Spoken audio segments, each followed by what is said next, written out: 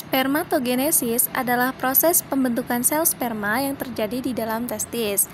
Nah, oogenesis yaitu proses pembentukan sel telur atau ovum yang terjadi di ovarium. Dan juga fertilisasi adalah proses di mana sel sperma dan sel telur bertemu untuk membentuk zigot, yang merupakan tahap awal dari perkembangan embrio. Selanjutnya yaitu spermatogenesis. Spermatogenesis merupakan pembentukan sperma, diawali dengan spermatogonium. Akan membelah secara mitosis dan menghasilkan spermatosit primer. Akan melanjutkan pembelahan menjadi meiosis 1, lalu akan menghasilkan 2 buah spermatosit sekunder. Nah, spermatosit sekunder ini mengalami pembelahan yaitu meiosis 2 yang akan menghasilkan spermatid. Nah, selanjutnya akan melanjutkan diferensiasi dan akan menghasilkan sel spermatozoa. Struktur sel sperma. Pada bagian kepala terdiri dari akrosom yaitu membantu sperma menembus sel telur.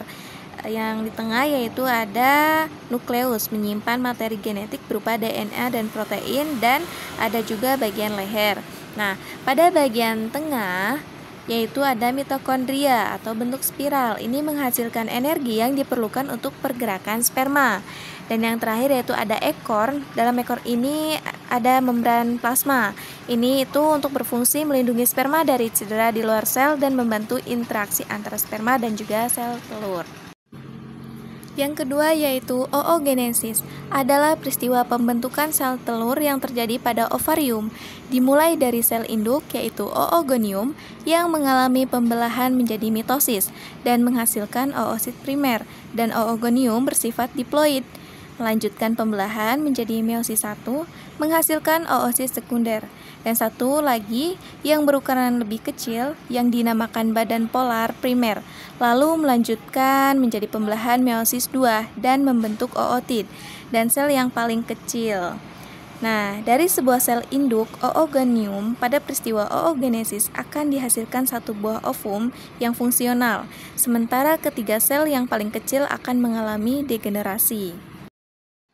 Struktur ovum yaitu ada follicle cells, lapisan sel yang mengelilingi ovum. Sel-sel follicle menghasilkan hormon estrogen dan progesteron. Yaitu selanjutnya ada corona radiata, membantu zona pellucida menarik sperma. Ada nukleus, struktur yang mengandung kromosom ovum, yang berfungsi untuk menyimpan informasi genetik yang diperlukan untuk perkembangan embrio.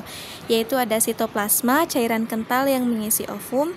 Ada juga zona pellucida, membran transparan tebal yang terletak di atas membran vitelin.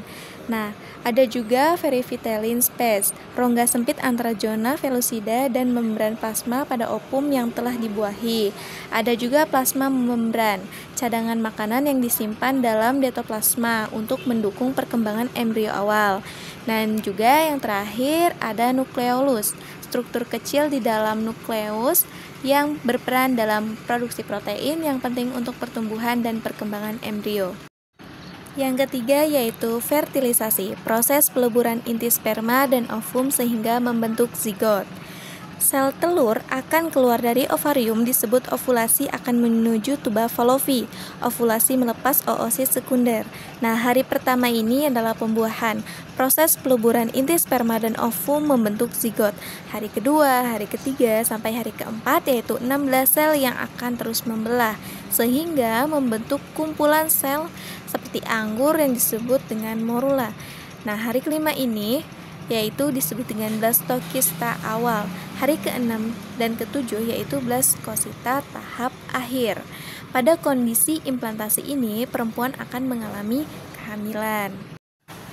Pada saat kopulasi antara pria dan wanita atau yang disebut dengan senggama, dengan ejakulasi sperma dari saluran reproduksi pria di dalam vagina akan dilepaskan cairan mani yang berisi sperma.